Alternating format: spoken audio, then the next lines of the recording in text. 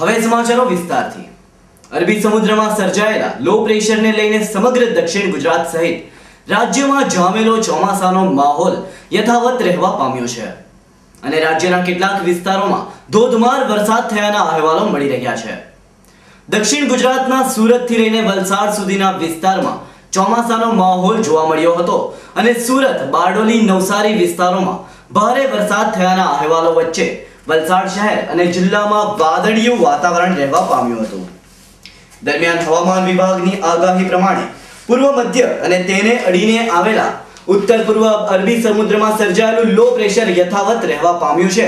એટલું જ નહીં, આ લો પ્રેશર ગુજરાત તરફ ફાટવાની શક્યતાઓ વચ્ચે આગામી 24 કલાક દરમિયાન દક્ષિણ ગુજરાત સહિત રાજ્યમાં ગાજવીજ સાથે ભારે વરસાદ થવાની શક્યતાઓ વ્યક્ત કરાઈ છે।